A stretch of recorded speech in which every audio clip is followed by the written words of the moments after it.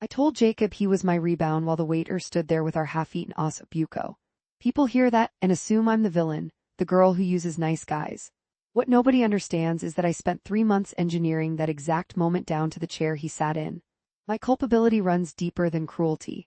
My entire friend group thinks I sabotaged something promising because I'm emotionally unavailable. The truth is I'm terrified he'll connect the dots back to September when I built a fake dating profile based on his sister's Instagram. The reputation I've built as the fun, breezy single friend masks something obsessive. I'm not protecting my heart. I'm protecting the paper trail of every calculated step I took to make him fall for me. By the end of this, you'll understand why being cold was my only option. You'll see the screenshot I took 4 years ago, the one that makes tonight look like a kindness. I promised myself I'd never explain this, but something changed this morning. The breakup that started everything happened on a Tuesday. David moved his guitar out of our apartment while I stood in the kitchen eating a stale croissant, pretending not to care. My girlfriends rushed in with wine and declarations that I deserved better. They didn't see me refreshing Jacob's LinkedIn page for the 5th time that day. I'd found him 3 weeks before David even packed. His profile picture showed him at a brewery, holding a golden retriever looking soft and breakable. My hands shook as I typed his name into every platform. Jacob was the TA who failed me in sophomore year statistics, the one whose single grade cost me my scholarship. I told myself I just wanted to see if he remembered. When he swiped right on my fake profile, I felt something dangerous spark.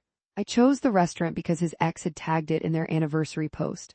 The reservation was for 7:30, the same time they'd celebrated. That's when I realized I was in too deep, but something kept pulling me forward. My friend Melissa called it self-care when I bought the red dress. I let her believe I was moving on. The truth was Jacob had liked a photo of a similar dress on his ex's feed 3 months after their split. I archived the post. I studied the lighting. I even matched the lipstick shade from a zoomed-in reflection in his sunglasses.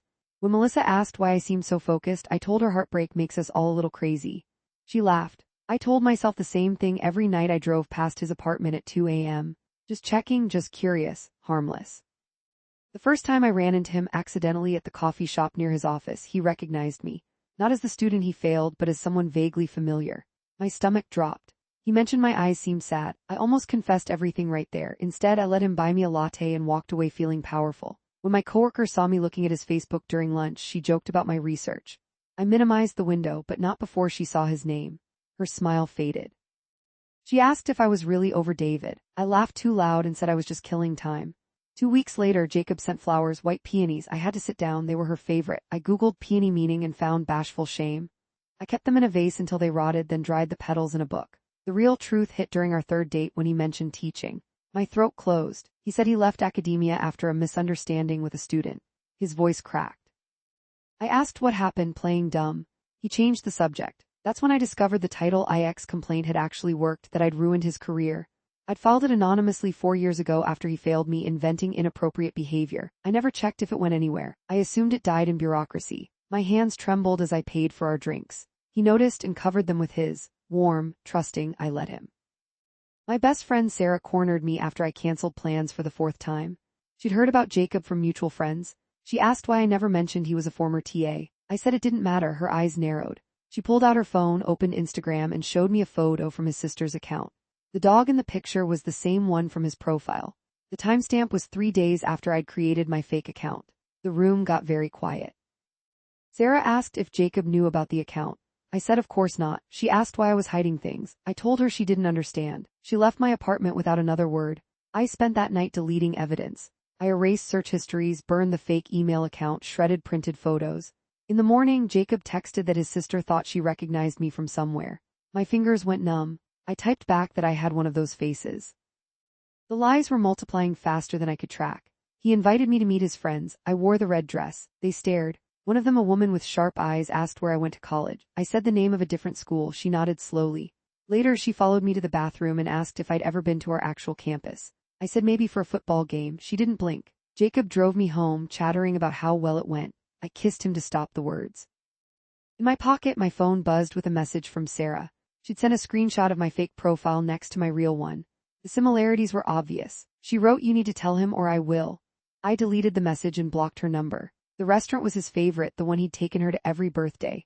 I'd stolen the reservation from his calendar when he left his phone unlocked at my place. I'd pretended not to notice the code, but I'd watched him type it. 8:29. His ex's birthday. The reservation was under her name. The waiter brought the wine I'd pre-ordered, the vintage they'd shared at their 1-year anniversary. Jacob's face lit up. He said I had incredible taste. I felt the words forming in my throat like a tumor. The dinner hummed around us, couples laughing, glasses clinking. Jacob reached across the table and traced patterns on my hand. He said he was falling for me. He said I was different. He said he'd never felt this way. The os bucco sat between us, bones exposed, meat falling off. I watched his fork pierce the flesh. I thought about his hands typing that F grade. I thought about the scholarship letter. I thought about my mother crying when I had to transfer schools. I thought about the debt I'm still paying. Jacob, I said. He looked up, eyes soft. You're my rebound. The words landed like a slap. He stopped chewing. The waiter materialized with more bread. I waved him away. Jacob's jaw worked silently. I could see him trying to process it, trying to find the joke. I took a sip of wine. It tasted like vinegar. What? He finally whispered. I shrugged. You're a distraction from David. I thought you should know. He stared at me for what felt like hours. Then he stood, napkin falling from his lap. He walked out, weaving between tables, not looking back. The waiter rushed over. I told him to box everything. I ate the leftovers alone in my car, using my fingers. My phone exploded. Sarah had told everyone. Melissa texted that I was a monster. My coworker sent a screenshot of a group chat where they were discussing my psychotic break. I read them all, feeling nothing. I drove to Jacob's apartment. His lights were off. I sat there until 3 a.m., then went home and vomited ossobuco into the toilet. It looked the same coming up. The next morning I messaged him. I typed let me explain and deleted it. I typed you don't understand and deleted it. I typed I'm sorry, but my thumb hovered over send. I locked my phone. He didn't block me. That seemed worse. Sarah showed up with a box of my things she'd kept at her place. She said I needed professional help. I told her she was overreacting. She pulled out her phone and played a voicemail I'd left her while drunk, detailing the entire plan. My voice sounded gleeful. I didn't remember making the call. She asked if any of it was real. I said the feelings were complicated. She asked if I ever cared about him. I said it didn't matter now. She walked out, leaving the box. Inside was a framed photo of us from college graduation. I'd invited her, not my parents. She'd been my person. The glass was cracked. Jacob finally responded after 3 days. He asked if I'd ever felt anything real. I typed maybe at first but didn't send it. I typed no but didn't send it. I typed does it matter and sent that. He replied instantly, you told me you loved me. I had in bed after sex when he was vulnerable. I'd whispered it to see if he'd say it back. He did. I felt nothing. My boss called me into her office. Someone had sent her screenshots of my social media activity, the stalking, the fake accounts, the obsessive posts. She said it created a hostile work environment. She said I was terminated effective immediately. She slid a box across the desk and asked me to pack my things. In the elevator, I refreshed Jacob's Instagram. He'd posted a photo of the dog. The caption read, at least you're loyal. My mother called. Her voice was thin. She'd seen something on Facebook, a post from Sarah's mother about my behavior. She asked if I was having another episode.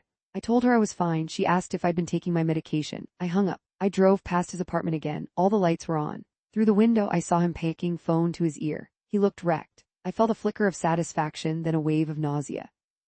The real confession I owe you is this: 4 years ago, after he failed me, I didn't just file the Title IX complaint. I created an entire fake email chain from a university account I'd spoofed. I fabricated dates, times, locations. I wrote graphic details about things he never did. I submitted it to the dean, the department chair, and posted anonymous summaries on student forums. I wanted him erased. He didn't just leave teaching. They investigated him for 6 months. His thesis was put on hold. His funding was cut.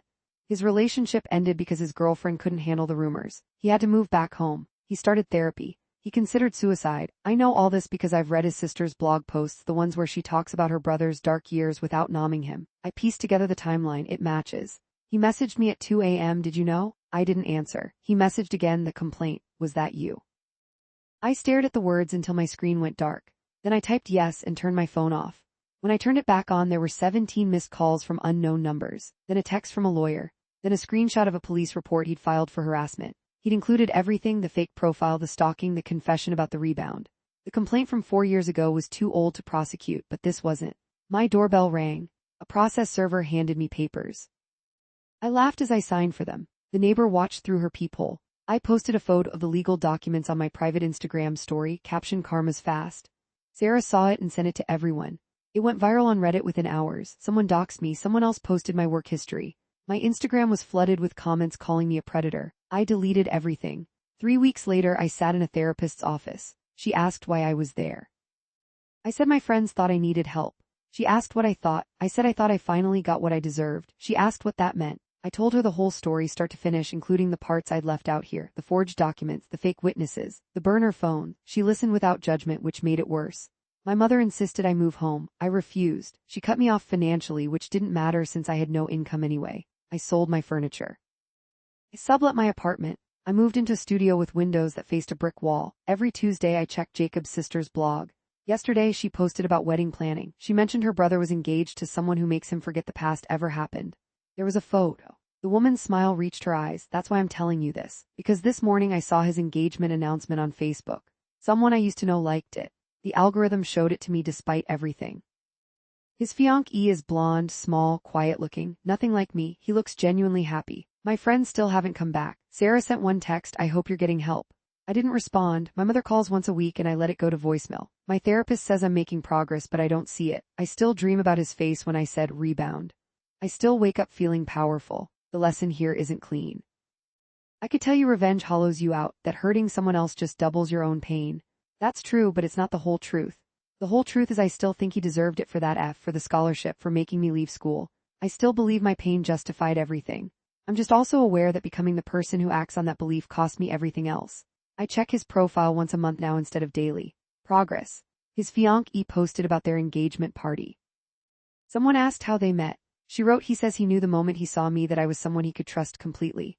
The comments are all heart emojis and congratulations. I read them all. So judge me. Call me a monster. You're not wrong. But understand this, I told him he was my rebound because letting him think I was capable of love felt like a bigger lie than telling the truth. He walked out because he finally saw me clearly. We're both better for it. I just wish I could stop wondering what would have happened if I'd been the person I pretended to be. If I'd met him as the girl in the red dress, not the ghost of a student he failed. If I'd let him love me or loved him